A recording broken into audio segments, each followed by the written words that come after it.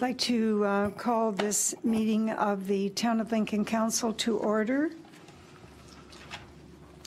and proceed with the roll call. To my right, Councillor Brunet, Councillor Lynn Timmers, Councillor Dave Thompson, Councillor Rob Foster. To my left, the far left, Councillor Paul McPherson, Councillor Diane Ranjima, Councillor J.D. Pachariva, and Councillor McMillan. We have Mr. William Colassa, the clerk, with us this evening, as well as the CAO and Louise Heron. And to provide staff support, we have Fire Chief Greg Hudson. Seems to be on his own tonight. Thank you all. Are there any declarations of interest? There being none, we'll move on to the adoption of the previous council meetings, the minutes of council's regular meeting of February 17th.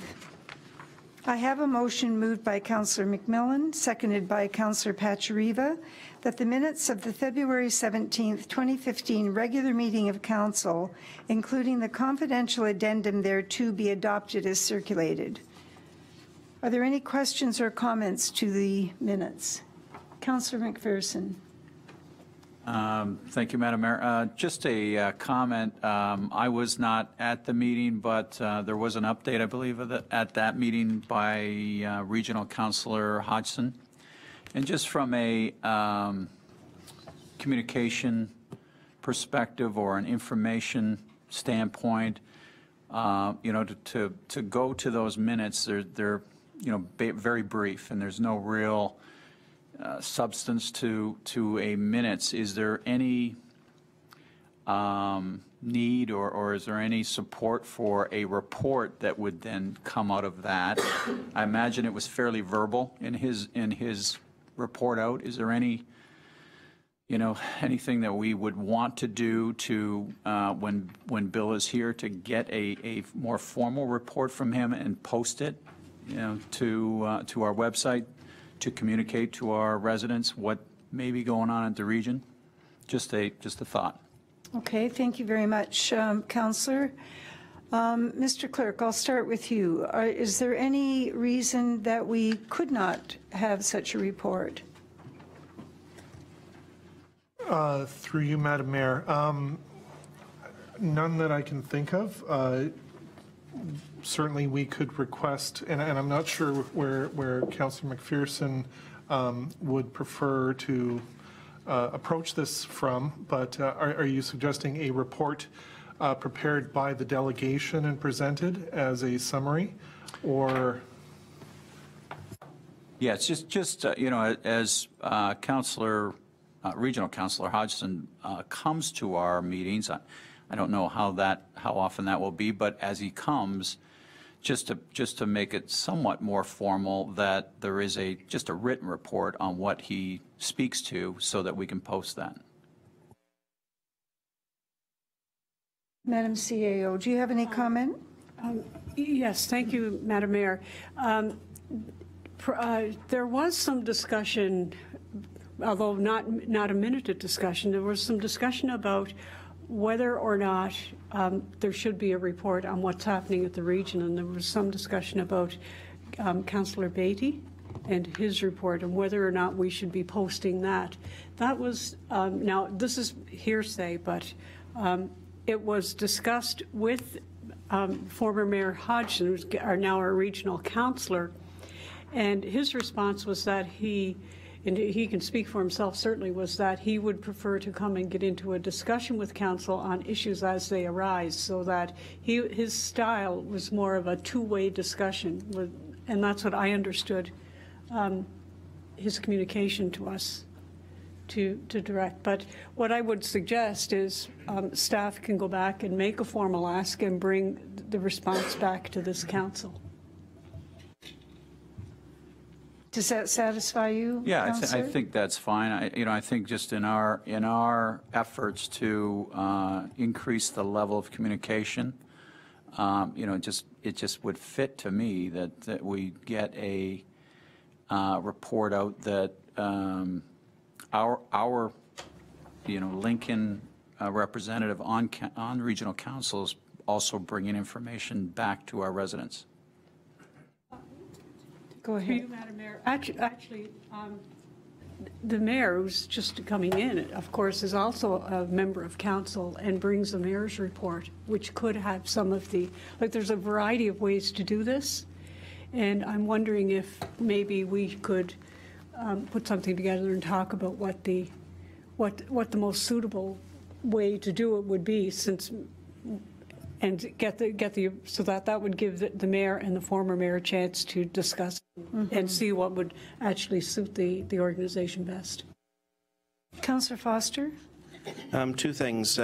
First of all, we should probably refer this back to probably our Finance and Admin Committee, or even just our business group committee, just to talk about this a bit further, because I think it's very worthwhile. I think what Councillor McPherson has brought forward. I think the other thing too, and we had a pretty substantial discussion recently on minutes at another one of our committee meetings, and it's unfortunate that we do not have context built into an awful lot of the minutes, and I believe staff were going away from that other meeting to discuss that further as well.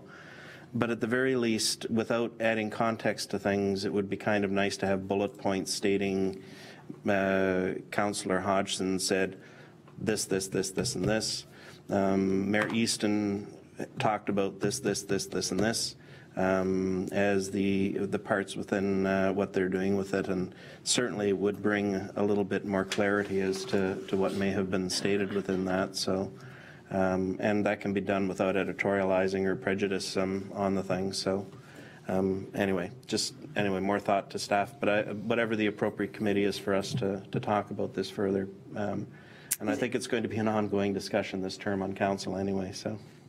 This is a very good point, and it's a good time in the season, I was going to say, but it's a good time in the term to bring it up. And it begs the question whether my own report should be written, although for you, what I'm talking about generally isn't any surprise. So, however, I think should these things go on the web, these are all things that, these are important matters that we should be considering. Now, the clerk has certainly included the important points, I think, from both of our presentations, but if you're looking for a little more detail, it would have to be a report.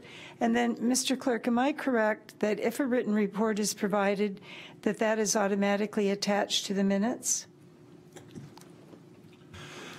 Through you, Madam Mayor, it becomes part of the formal record of the municipality. They do not necessarily attach to the minutes themselves. The minutes are standalone documents that are council's minutes prepared in accordance with the requirements of the Municipal Act. So no, reports do not get appended in any way, but they are documents within our custody, which we do maintain in accordance with the requirements of the Municipal Act. Thank you very much, Mr. Clerk. Councillor McPherson, are you temporarily satisfied with the status? Very. Thank you. And you know, I'm just thinking as we move down the road, you know, if we're entering into any kind of and I don't want to, you know, jump out and say we're going to do, you know, a newsletter, but if we're entering into any kind of that type of communication piece, this could be part of it, you know. So it's more to Councillor Foster's comment. Maybe there's more discussion we need at another committee, just to how does this manifest itself. Councillor Njima. Thank you, Your Worship. I think this is something that could be discussed at Finance and Admin Committee, and I'll make sure that it comes up and that we get some information going in that direction. That's very good. Thank you. Councillor McMillan? Yes, thank you, Madam Mayor. Just to follow up to what the comments made by the clerk, if there is a formal report and it cannot be addended to the actual minutes of the meeting, can it be referenced within the minutes? for example, under the mayor's report, for example, then see referenced report number, whatever, and then someone can just reference that back through the website. Through you, Madam Mayor, that is actually the normal practice for all of your minutes of committees and of council. And if you go through, you will see references to specific reports in regards to communications, items of correspondence. You'll see correspondence referenced by date and by sender. So all your minutes already do that. So yes. Okay, thank you. Councillor Njima. In this case, I don't think that report was attached to the agenda, was it? I guess this question is to the clerk. But if that report from either the regional councillor, was submitted ahead of time and prior to the cutoff date, it could be attached to the agenda. I don't think it was in this case. But then the minutes would refer to that agenda, which would contain the report.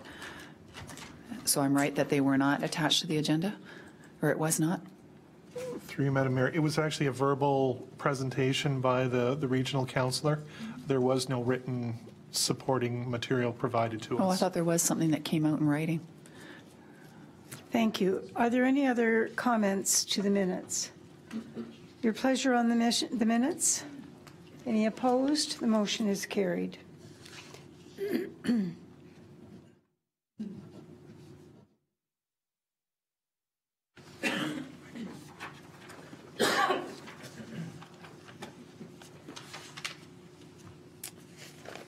Well, on that topic, the next item on the agenda is the mayor's report. Actually, that's not the next item on the agenda. Is there business arising from the minutes? In addition to what we've just discussed, any other business? No? All right, we'll move on then. Since the last council meeting on February the 17th, we've been in our usual state of activity here at the town hall and outside as well. And there's been some very exciting things happen in the community. And probably the most exciting thing that happened for me is that I had my first foray into the delegation to ministers at the Good Roads Convention, which began last Monday. And we met with Minister McMeekin. Ted McMeekin is the Minister of Municipal Affairs and Housing, and Lincoln is very well known to him. So after a very convenient introduction by my colleague, Councillor Thompson, my anxiety level dropped about 95%, and I was ready for the meeting the next day.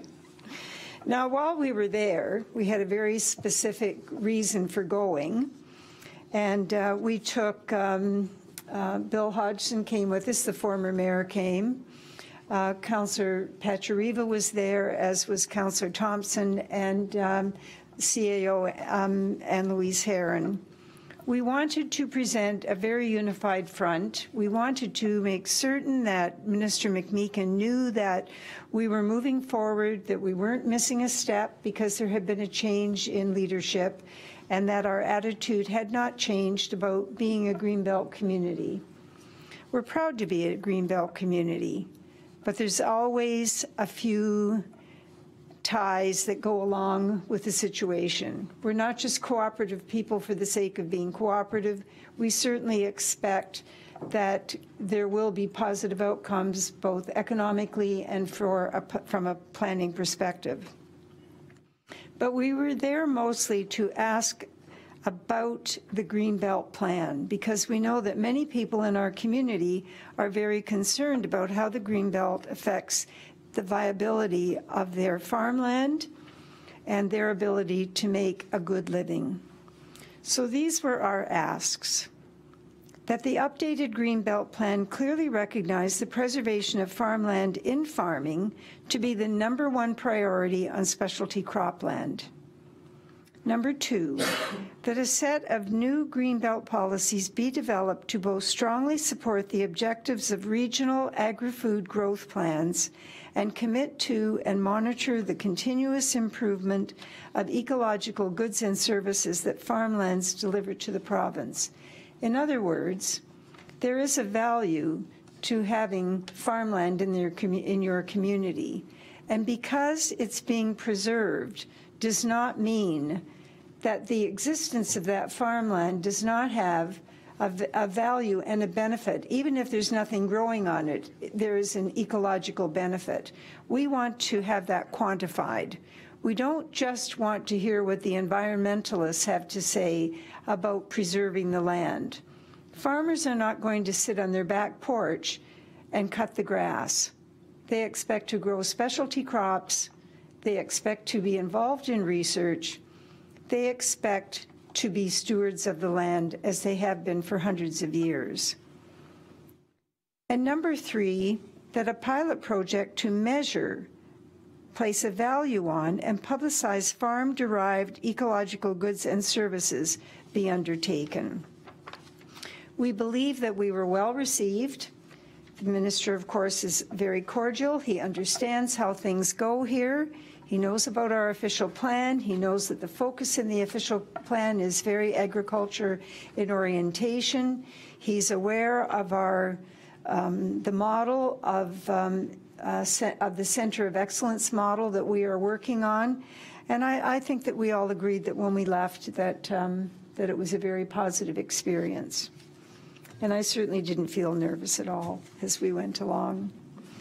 So that was how things went along. And then later on, I went to the Niagara Entrepreneur of the Year Awards. And it was very satisfying for Lincoln because there were actually four businesses that had been nominated, and 3 of them won in their categories. Wayne Philbrick and the Upper Canada Cheese Factory, they won one of the awards. Lee Coulter from GGS Greenhouse Structures, their company also won an award, and Len Penichetti also won an award for his category. And when you look at some of the heritage, some of the legacy groups that have received these entrepreneurial awards, one of the very first ones was Mr. Rittenhouse, who, of course, designed the sprayers. And so Lincoln has been very well represented over the years. On February the 21st, I went to the coldest night of the year, and it was cold. However, there were a lot of brave souls out there experiencing the same kind of exposures to the elements that some of our less fortunate citizens have to deal with. And I think that Community Care, I hope that Community Care did very well financially from all the hard work that people in the group did raising funds for them. On Sunday, the 22nd of February to the 25th, as I said, we went to Good Roads. But after the meeting on Monday, we attended many seminars, and I'm going to leave that to Councillor Pachariva and Councillor Thompson to talk about. Later last week, I toured the St. Catharines Haircloth Factory. That building has been readapted to house the Marilyn Walker Performing Arts, and it is an excellent example of readaptation. It's going to be a fabulous facility. The lighting in the rooms for the fine arts students is absolutely perfect. After all the years of controversy about what was going to happen with that building, I guess it goes without saying, if there's money, anything can happen, and they certainly have done a wonderful job. And if you have an opportunity to tour it, I would certainly encourage you to do that. But the highlight of the entire month was bowling. Bowling for, this was very important because it was bowling for big sisters and big brothers. And so we had Councillor Foster, who happened to be the head bowler and the best bowler, Councillor Ranjima, Councillor McPherson, and myself. Now, I want it known publicly that I did get the first strike, so we'll just leave it at that. At any rate, it was a great community event. It was lots of fun, and the competition between Grimsby, Lincoln, and West Lincoln is really something to observe, let me tell you. And I guess as each time I do this, I just want to remind people, you live in Lincoln, where every citizen strives to be a good neighbor, and where every child is encouraged to do their best. Thank you. Now, if everyone just looks at their screen. Now, Mr. Clerk, is this up on the common screen? All right. What the clerk is going to turn on here in a second is a video that has been developed by the region of Niagara regarding GO. And I participated in this, as did a number of the other mayors. And this is a message that will eventually be sent out.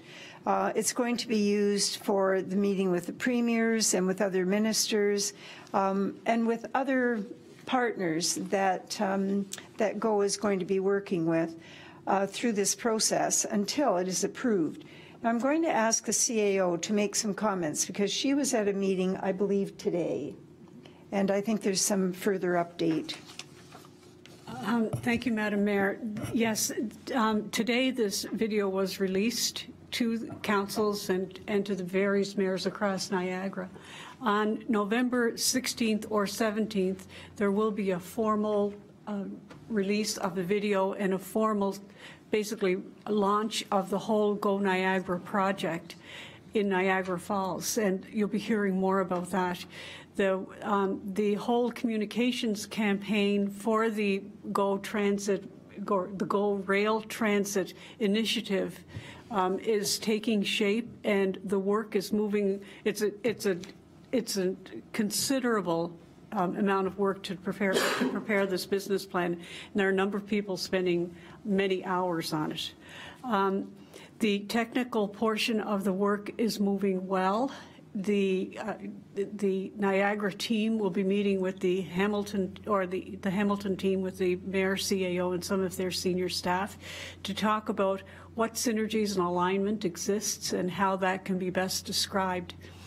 Over the next several days, the team will be contacting a number of people in business and a number of people who are basically leaders in driving the economy across Niagara to take part in that March 16th piece, and also to assist with developing the section of the business plan that has to do with how GO Rail Transit could impact their business.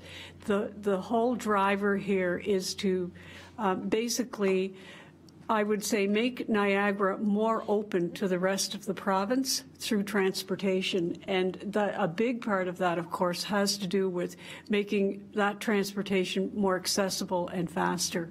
It has everything to do with jobs creation and employment going in both directions. It's amazing how much data is being put together by all of the municipalities, and currently what's happening is they're taking it to develop a story for Niagara that can be presented to the Premier at the end of the month. At this point, we're just trying to nail down the date for the meeting with the Premier, and it's expected to take place during the week of March 30th. So, if there are any questions, Madam Mayor. Let's watch the video, and then we'll see what your thoughts are. Thank you very much, Anne Louise. And for members of council, to hit your input buttons to make sure you've got Go and update up on the screen. We'll begin the video. Since October of last year, a team from Niagara Falls, St. Catharines, Grimsby, Niagara-on-the-Lake, Lincoln, and Niagara region has been working together, coordinating our efforts to bring daily GO train service to Niagara. We'd like to provide you with an update on our progress, as well as some key future milestones. GO-Train was identified by the region as the #1 priority. As a matter of fact, it was an election issue during the by-election in Niagara Falls spring of last year. We are unified as a community to get the familiar green and white trains rolling through our community. We met recently in late 2014 with the Premier and her Chief of Staff, as well as Transportation Minister Del Duca and his Chief of Staff, as we discussed how we could move daily GO-Train commuter service to Niagara Falls forward.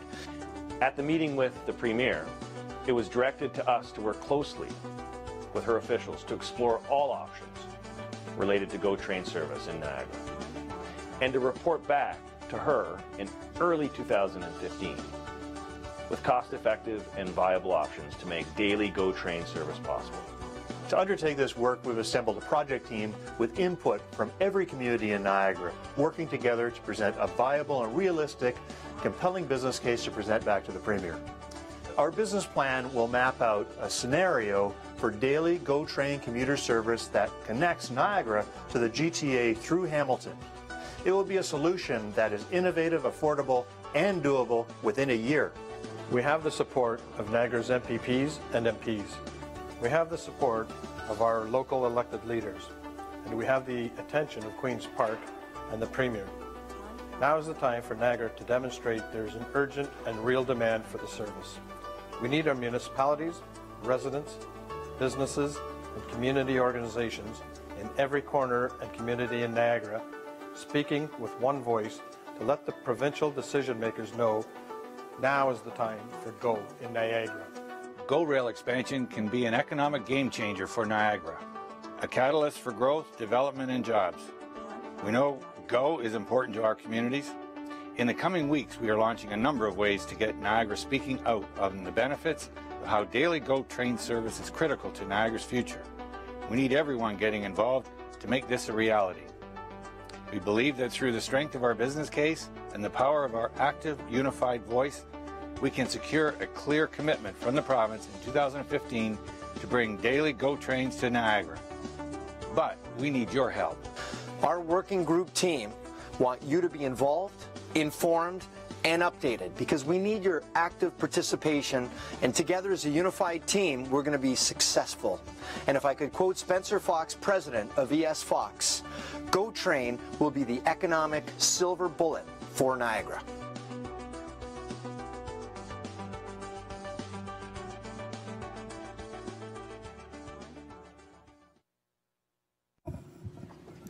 Thank you very much. Any comments, councillors? Well done, well done. Excellent. All right, thank you very much for making that available to us, Mr. Clerk. That just came in this afternoon. I think Anne Louise saw it earlier, but that's the first time I had seen it. All right, Mr. Clerk, do we push the input button again? That'll take you back to where we were? Very good. Okay. All right. Well, Regional Councillors report. I don't see Mr. Hodgson here, so Councillor Hodgson is not coming this evening. However, I just want to make a comment, going back to Councillor McPherson's remarks. There is a report that I get once a month that comes from Councillor Beatty, and he actually goes through all of the minutes of the regional meetings and creates a document that I could send to the council where he outlines everything that has happened. There isn't any context to it. This is the problem. But at the very least, I think you could read it, and then if there's anything that you want more information about, you can let me know. And there's no reason why we can't send Councillor Hodgson questions so that he can prepare himself. If there's something that you're particularly interested, that's another way that we can use that. All right, there are no delegations this evening, so we'll move on to correspondence.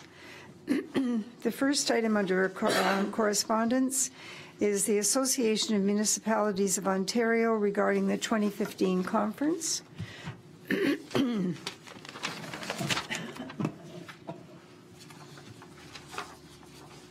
Are there any councillors interested in receiving authorization to attend AMO? It's in Niagara Falls this year, so the cost to the municipality will be minimal. It looks like that's everybody, and I'm certainly planning to attend. Are there any staff who should be attending? I usually attend. Yes, CAO will attend. All right. Well, I'll just pass this over to the clerk then. That'll be all of the council. Okay. All right. Moved by Councillor Thompson, seconded by Councillor Brunet. I can't read this signature. Okay, sorry, Councillor Foster. Sorry. That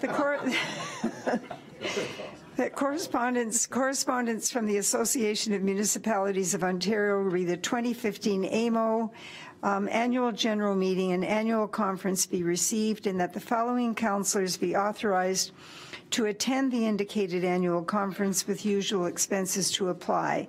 And that would include Councillor Brunet, Foster, McMillan, McPherson, Pachariva, Ringima, Thompson, Timmers, and Mayor Easton. Any other questions to the motion? Your pleasure on the motion? The motion is carried.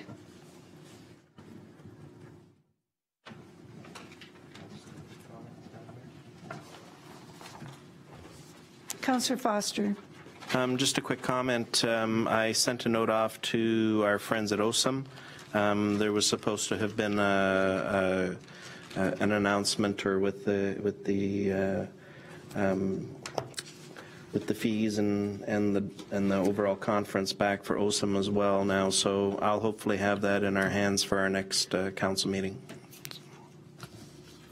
Very good. That program looks like it's going to be pretty dynamic as well. The next item then is item number 10, reports, and we're dealing with 10A, Council Business Planning Committee of the Whole, the minutes of February 18th. I have a motion moved by Councillor Foster and seconded by Councillor Thompson that the minutes of the Council Business Planning Committee of the Whole Committee meeting of February 18th, 2015, including the confidential addendum thereto, be adopted and the recommendations contained therein be approved and acted upon. Councillor Foster. Yes, thank you, Mayor Easton. So this particular meeting that we had was concerning training for our council in the area of water and wastewater.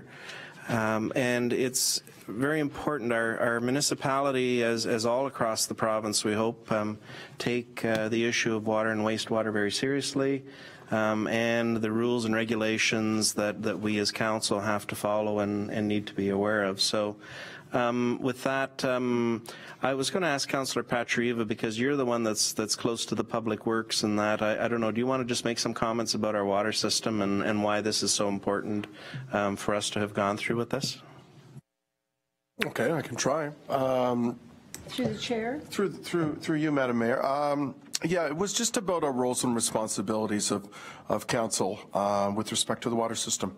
We are the owners of the water system and ultimately responsible for its delivery and use. I talked about the sustainability of the system, talked about our roles, talked about regulations around that. A lot of these regulations came out with respect to the Walkerton tragedy that happened a few years ago, and the Chief Justice that wrote that report, and it's off the top of my head, the only one that's coming to me is O'Connor, and I don't know if that was him or not, but made a lot of recommendations surrounding water treatment and water quality and responsibilities. It's about constantly striving to better the system, to take the recommendations of the frontline staff and to make the policy and day-to-day use of it better. Our system has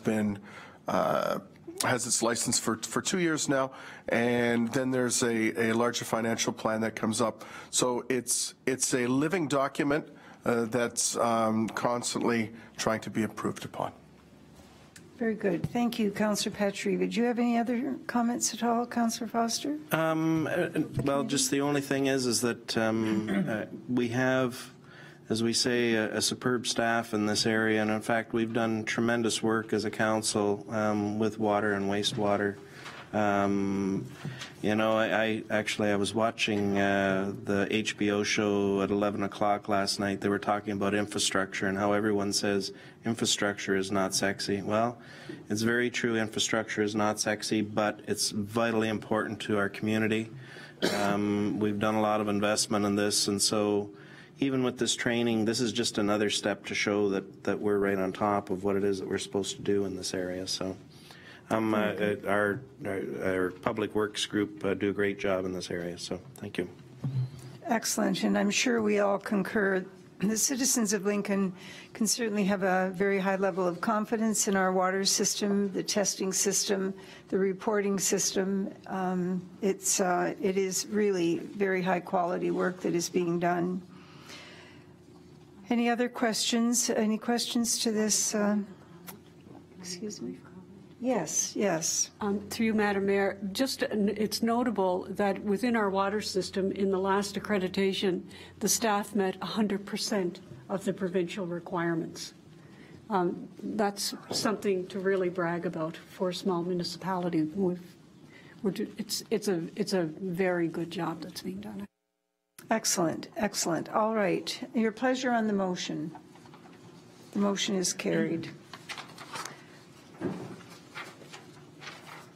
The next report is the Finance and Administration Committee minutes of February the 25th.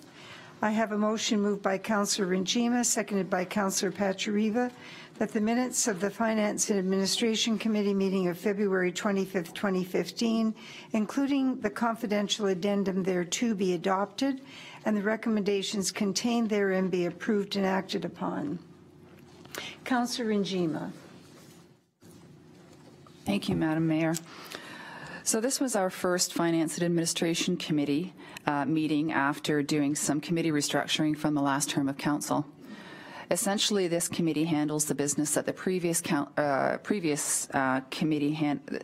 council handled through the Corporate Priorities Committee, with the addition to this committee of Fire and Emergency Services. First on the agenda was a delegation from a property owner who has a town road allowance running through their property, on a piece of their property they want to build in addition to their house. They're aware that council put in a moratorium on road allowance sales until it has a chance to review its needs for trails and to complete its roads rationalization review. What came out of this was a direction to staff to start the process of considering what our options are with regard to road allowances, whereas before that day, the moratorium was in place with no specific future plans. Following that was the summary of correspondence, wherein the clerk presents to us correspondence in a condensed version, and committee has a look at the subject matter and discusses whether any action should be taken in response to the correspondence. Number 3 was from the City of St. Catharines, who, along with some other municipalities, has called out to the province to act with urgency to extend GO Rail service to Niagara on a year-round basis in light of the fact that Coach Canada has discontinued service. Committee agreed that this was worth acting upon, in addition to other measures our mayor has taken to highlight the urgency. Direction to staff was to support this, and at the request of our mayor, to direct correspondence to the region. Next was a piece of correspondence requesting that negotiations regarding a piece of road allowance in the Vineland area be reopened. This offer to purchase had been considered by the last council because the application had come in prior to the moratorium on road allowance sales. No sale took place during the last council, but in response to this request, our mayor suggested that staff come back with information so that the new council and new members can be up to speed on the issue. Following that, we had a number of reports from finance showing the statutory holidays for 2015, 2 reports regarding our financial position as monitored by the province. One lays out the maximum amount of money we can commit to debt payments based on our 2013 financial returns, and that's called the annual repayment limit. And the next, the financial indicator review. That's more information from the province after having reviewed our 2013 returns. This report has different indicators to show the risk associated with our financial position as compared to other municipalities in the province, measured as low, moderate, or high. All of our indicators show our municipality as having a low risk. Then, following that, was the report that we get every month from the Finance Department showing how we're doing with different amounts that we have committed to the budget during this year and how our capital projects are coming along. That was followed by a report showing the different bids we had for a purchase of some desktop computers, monitors, tablets, and a printer. The successful bids came back from 3 different bidders and the purchase was approved. Next was a report from the fire chief regarding the purchase of a replacement hydraulic rescue tool, also known as the Jaws of Life. The equipment that they're currently using is 15 years old and is no longer efficient at getting through the stronger materials used in auto manufacturing today. The unit cost came in at approximately $27,000 and the budgeted amount was $35,000. So it came to mind, during that committee meeting, I missed, it felt like former Councillor Barlow should have been sitting there and had something to say about that purchase and how important it is to our fire department and the work that they do. He would have definitely had something to say about that. The next 3 reports were from corporate services. We had extensive discussion about 3 policies: accountability and transparency policy, our provision of notice policy, and Council's procedural bylaw.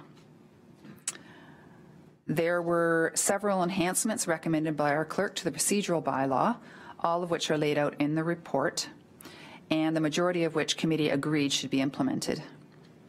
A report will be coming back to Finance and Administration Committee further to those changes. Committee also directed staff on 3 other discussion items: to come back with information on the idea of making a draft agenda available for people to view, so that people having some notice of what people will have some notice of what is coming to a committee in advance of the cutoff date for submissions. To come back with information on how we can add more media information into our minutes, and to come back with information about our records retention policy. Discussion was also had regarding our plans to look into using the cloud for the storing of information, whether we can use this technology to enhance the availability of information to residents, and direction was given to staff to add a section to council agendas for council members to report on their activities on respective community boards and committees. Then we had the Library Board and Heritage Committee minutes review. And after that, there was council inquiries, and there were inquiries regarding a number of items about emerging technologies that were highlighted at the Ontario Good Roads Association conference in relation to road patrol reporting.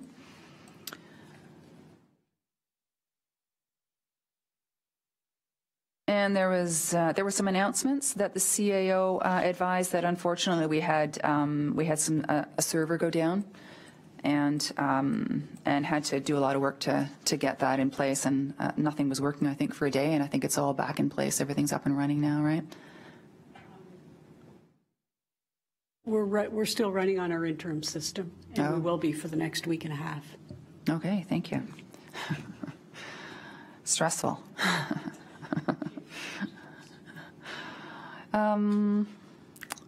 And Councillor Thompson thanked Council for their support in his nomination to the Rural Ontario Municipalities Association Board of Directors, but advised that his candidacy was unsuccessful when the final ballot count resulted in a tie. So good for him to getting to that point, but then there was a draw and his name was not drawn. So good job for getting to that point, Councillor Thompson. After that, we had a closed session, and direction to staff was submitted in the closed session. That was regarding an unsolicited offer to sell land to the municipality. And then the meeting was adjourned.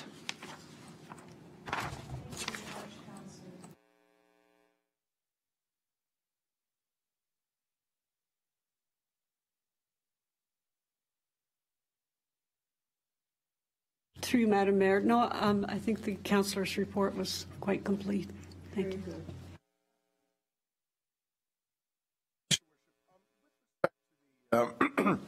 Road allowance closure and sale moratorium that we talked about that evening, and staff was given some direction on to have a look at that. There was two parts of placing that moratorium. Was one on the roads rationalization review, which has been completed, and the other one was looking at the trails and how those road closures or sale of those might affect future trails. And that was Councillor Foster had asked a question about what he missed at the end of the chamber meeting, and this was brought up, wondering any timeline that we might have on that final piece being brought together, so there can be an assessment or a look at the moratorium. Which of you would like? I see all kinds of enthusiasm here. So, Madam CAO, will you? I'll defer to the clerk. All right, Mr. Clerk. Through you, Madam Mayor. I don't have a timeline at this time. One of the things that Council did request is that we assemble all the information regarding the moratorium and present it back to the Finance and Administration Committee at its next meeting for review. And perhaps by that stage, we'll have a better grasp of the time frame that you're looking at. But as of right now, there are no funds budgeted in the 2015 calendar year to undertake that study. So I think that's going to be one of the drivers for that. But we'll have a report coming back to F&A for you for your consideration. Thank you. Councillor Foster? Yes, thank you, Mayor Easton. Just to go to the failure of the town's computer system, and I think this goes to show, I mean, I've been involved with many businesses where we've ran into significant server problems as well. I mean, this is one of the facts of life that we have with technology today. We are so intricately tied with it. Municipalities, in fact, all businesses type of thing. But I think this kind of highlights a little bit. Councillor Thompson and myself have been hammering away for the last couple of years of looks in these particular areas and putting in place technologies that are both going to be safe for the municipality, but also going to take care of us so that we don't run into this type of problem down the road again. And it's not because we're techno jerks, I guess, if you want to put it that way. I mean, there are very legitimately good solutions out there in this world to take care of this, and we have to think a little bit bigger than some of the things that we've got within this municipality. And I'm looking forward to seeing the information coming back from staff as we go forward with our Finance and Admin Committee in the future with this. I think this should be a wake-up call that we need to be looking at something better. So, thank you. All right. Are there any other comments at all? Mr. Clerk, I would just, Councillor Brunet, please. Thank you. Through you, Madam Mayor. Just a question or maybe a clarification on CS 1503 in terms of the review of the Council's accountability and transparency policy. I mean, obviously, we have this in our future focus. So is this just something that we're trying to align ourselves with to make sure we're current, updating on this CS 1503, which maybe needs to be updated because of time, or just a clarification on that? Thank you. Mr. Clerk. Through you, Madam Mayor. Once again, Council's accountability and transparency policy was enacted a number of years ago when changes to the Municipal Act established requirements for municipalities to become more open and transparent in their operations. The purpose, the policy itself has numerous elements attached to it, but one of those elements is ensuring that every time there's an election and a new term of council commences, that the new council actively takes a look at not only its accountability and transparency policy, but the other operative policies of the corporation over the term of its office, so that those policies remain relevant and representative of their desire to engage and the I guess technical and capacity related ability to engage the public. So the report is, the policy was being presented for Council 1 to take a look at, to examine, to see if there's anything that jumps out at Council as being inadequate, overly restrictive, whatever. And to also bring to the Council's attention the fact that the policy exists in the first place. Does that help you? That's great. Thank you very much for that clarification. Councillor McPherson? Thank you, Mayor Easton. Just under the councillor inquiries and with regards to right after the Ontario Good Roads and the road patrol reporting, there is a appointment of a Councillor McPherson to the town's Committee of Adjustment. And I learned very early in my work life that if you miss a meeting, you may get an assignment. But I just a comment on that, you know, I've got just early on into the Beamsville BIA discussions and the potential workload there, and there appears to be some pretty heavy lifting that needs to happen over the next year to really kind of get back on track or get on track. And not that, you know, I don't, you know, mind, you know, getting involved, but I just wonder if this is a, you know, another task that, you know, I'm going to have to, you know, maybe give up some of the, you know, other things that I'm doing, you know, on the council. It just might be too much. All right. I'm going to allow Councillor Timmers as the chair to speak, and then Councillor Njima, if you would permit that. Councillor Timmers? I had a question regarding that, actually, myself. I was under the understanding that Councillor McPherson and myself were going to be doing 2 years. I would be doing 2 years on Committee of Adjustment, and then 2 years on the Economic and Planning Committee. So I thought we were going to be switching at the 2-year point. So I'm a little confused by what's here tonight. I'm not sure what it means. Mr. Clerk, can you clarify the status from an official perspective? Is that your understanding? Apparently not. Through you, Madam Mayor, essentially that was my understanding as well, with the intent of Council being indicated back on January 5th when you appointed all the various committees, that you would be reviewing it in 2 years' time, at which point in time Councillor Timmers and McPherson would exchange. However, the Finance and Administration Committee did raise this request for information from staff at their meeting on the 25th, and it's the request for information was noted in the minutes, and it would have to go to the committee itself to respond to the rationale. All right, so my question of the clerk wasn't for him to speak for council, but to just say, yes, that is the way the list was prepared. All right, so we have Councillor Njima and then Councillor Foster. It was really, I mean, Councillor Foster brought this up, and we thought it was a good idea because you're going to be chairing in 2 years. To take part in the Committee of Adjustment and take an opportunity to learn while you're there. There's, with you added on, there'll be 8 members, and at each committee meeting, there's 5 people sitting. So it's a rotating basis. You might only be at 6 meetings through the whole year.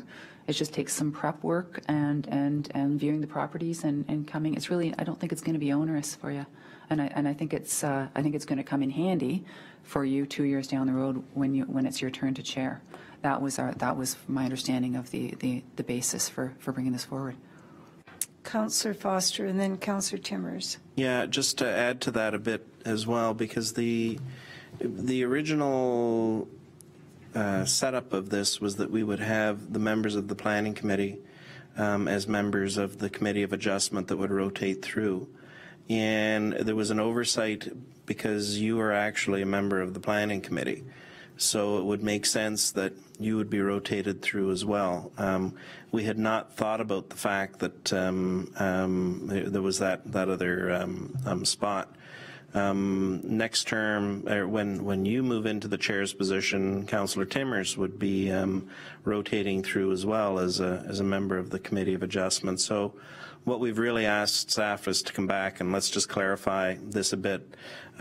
Certainly, if you want to say I have no interest in participating in this at this point in time, that's certainly your right to state that, but it's probably a bit proactive from the overall planning point of view. I mean, the whole idea was to rotate planning members through that. So, Councillor, thank you, Councillor Foster. Councillor Timmers.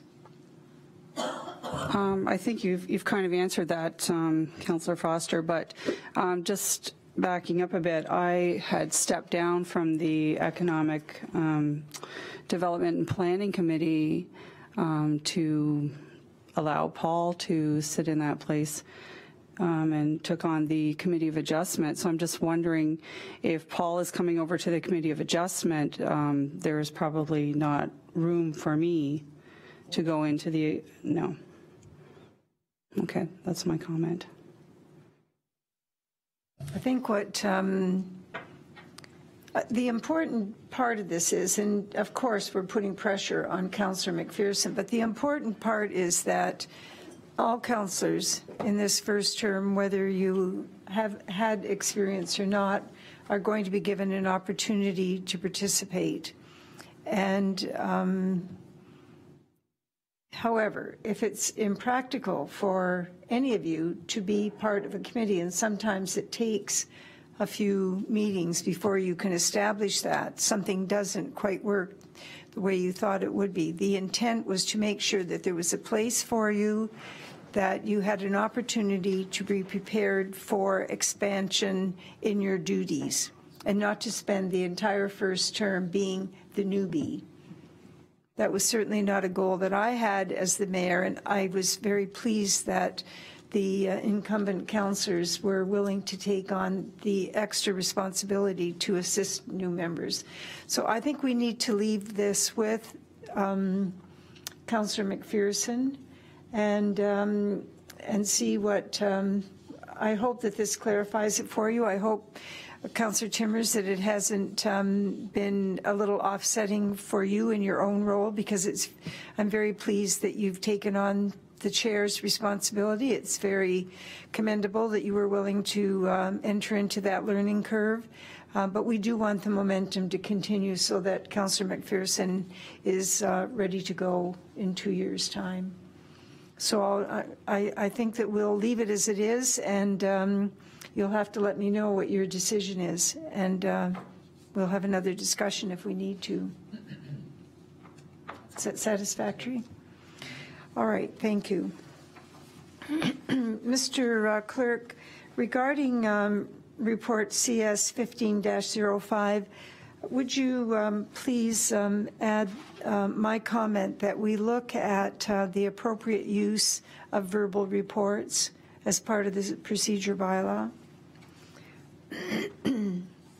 I mentioned it at the meeting, but I don't see it in there. All right. Are there any further comments or questions about the minutes? Your pleasure on the motion? No, none opposed. The motion is carried.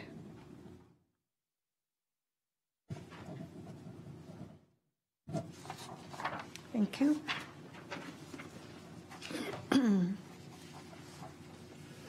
Mr. Clerk, do we have a confirming bylaw? Through you, Madam Mayor, no, we do not. All right. Are there any notices of motion?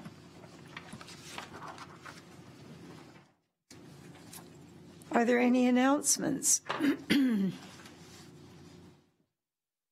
Councillor Thompson has not spoken tonight. I've been very quiet. I have lots to say. I'm going to say it all right now. Very good.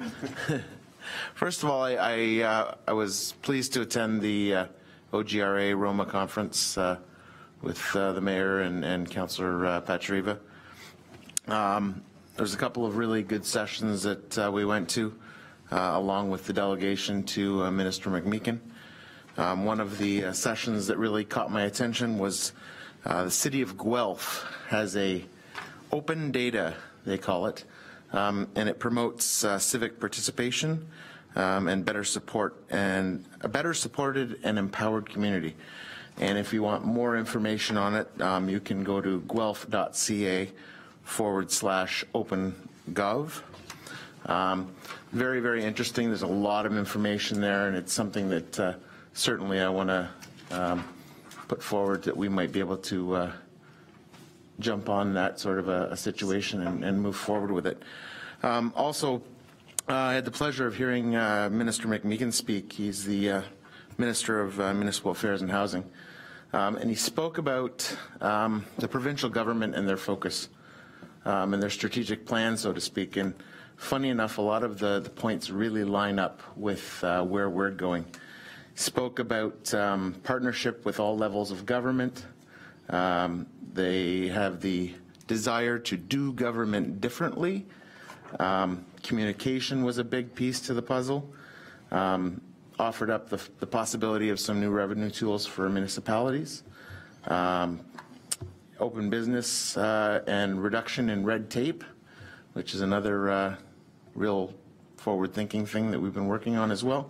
And the goal is to double the agri-food sector by 2020, so the revenues from it. So that's that was pretty much what he had to say. It was a very, very good speech.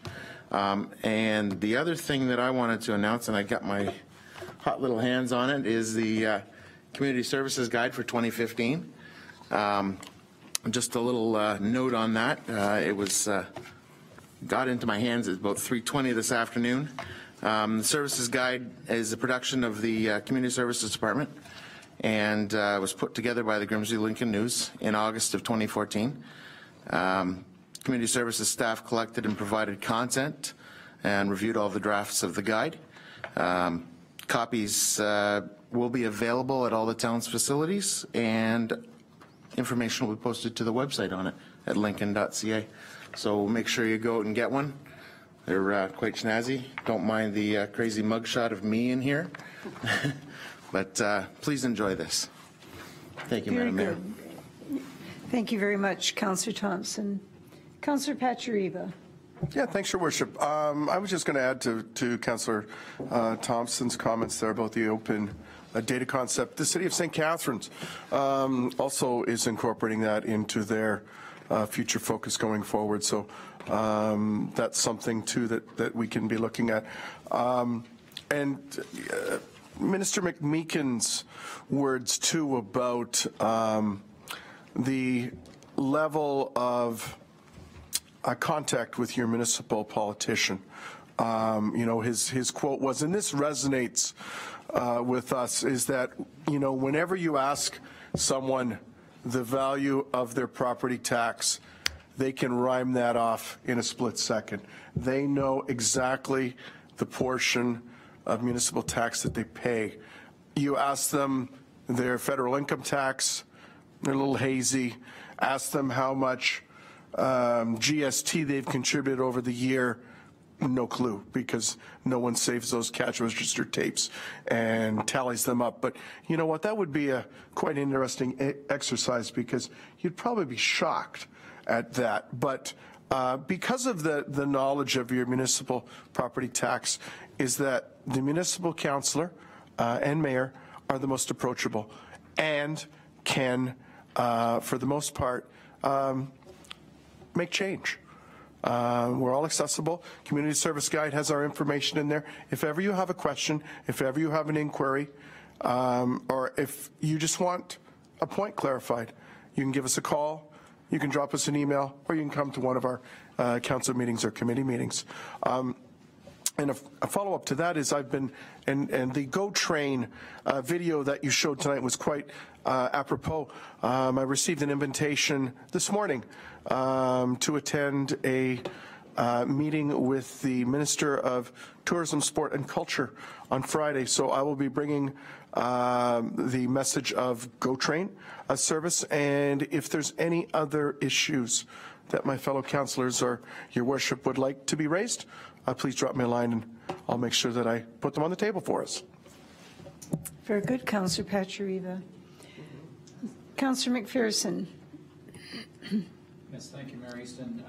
I had the pleasure of attending the launch of Pro Action Cops and Kids Niagara on behalf of Mayor Easton last Wednesday, and this is a charity organization that raises funds to support programs that are designed and delivered by police officers to engage at-risk young adults, or young people.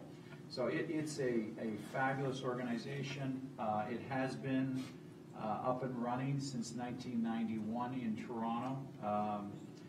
It's been in Durham since 2007 and in Hamilton since 2008. And at the launch, we had the 3 chiefs of police from Toronto, Hamilton, and of course Niagara, and they all spoke.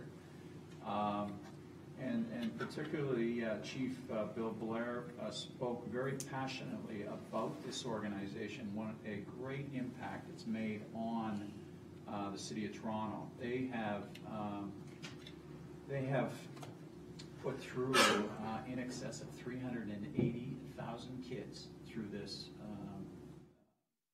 Pro Action Cops and Kids, and over 15,000 police officers have participated. So it's really a police officers give of their time, somewhat no different than Big Brothers Big Sisters, but they give of their time to at-risk young kids. And these kids are identified through schools or through the police force itself, but they had a couple of examples. One was Bill Blair gave an example of a very troubled part of Toronto where some police officers volunteered to coach a football team, and these kids had never had the opportunity. They just don't have the money. And through this charity, they were able to put this football team together. The kids had a ball. They played at the Rogers Center, and it was just the thrill of their year.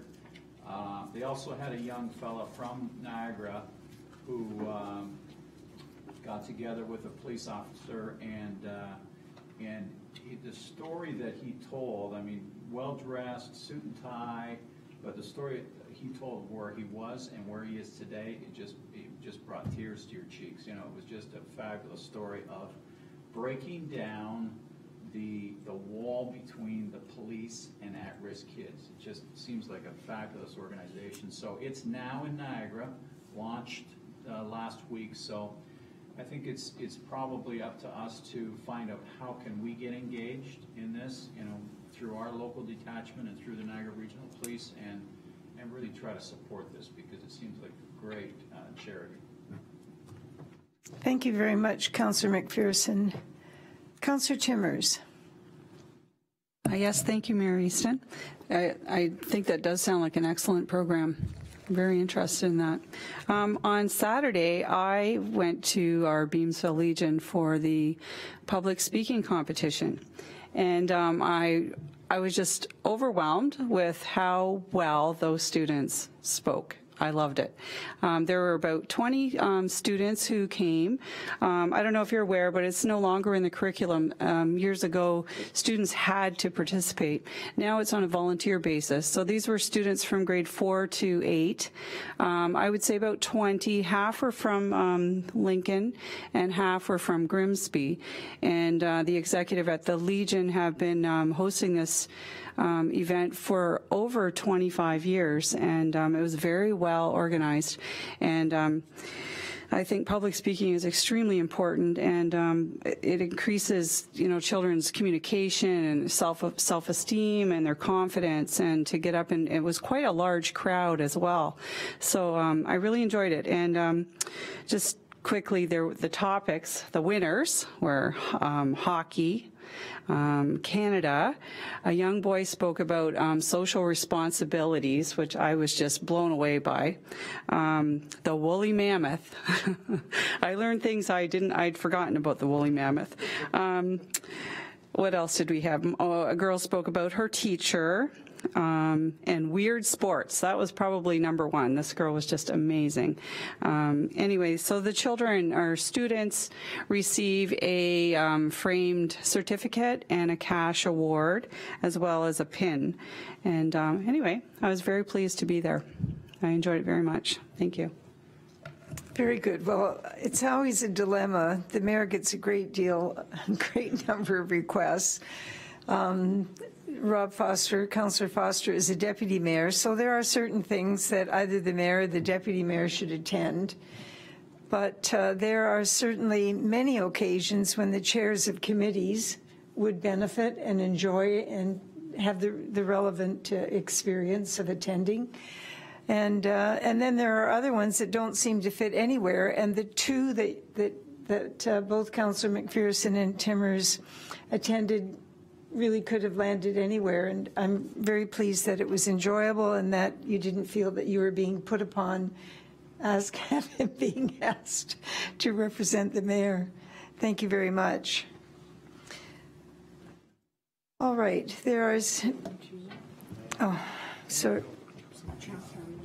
I'm sorry, Councillor Regina. Thank you, Madam Mayor. I just wanted to add a little bit to Councillor Timmers and your comment. It was really good to hear that there were 20 participants, because I think it was last year or the year before I was there and there were only 9 kids there. So I'm really happy to see that more schools are implementing that program. And because I think the prep work for that goes on at the school level, and then they send them off to the Legion for the actual speeches. So it's really good to hear, because like you said, it's not in the curriculum anymore, and it's a really important thing for kids to be able to speak in front of crowds and develop their self-confidence. I also was a judge for a speaking contest for the 62 Squadron Air Cadets about 2 weeks ago, and they do a lot of really good work getting their team up and running for public speaking, and they go on to nationals after that. And yeah, it was really impressive to see some of these people speak. They were, I think, ages 14 all the way up to 18, but wow, really impressive. Very good. Well, it certainly is an important part of what we do as a council. There is no closed session. Mr. Clerk, we have a bylaw to confirm the proceedings of council. Moved by Councillor Pachariva, seconded by Councillor McMillan, that leave be given to introduce the following bylaw, number 2015-20, to adopt, confirm, and ratify matters dealt with by council resolution. Any questions to the motion? Your pleasure on the motion? The motion is carried.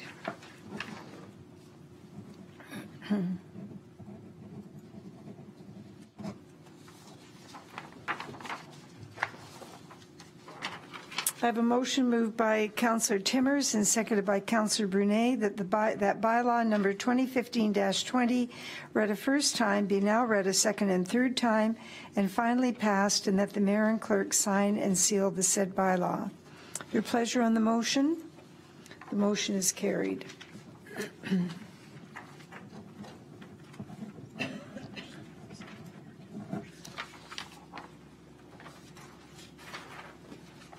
There being no further business, I declare the meeting adjourned.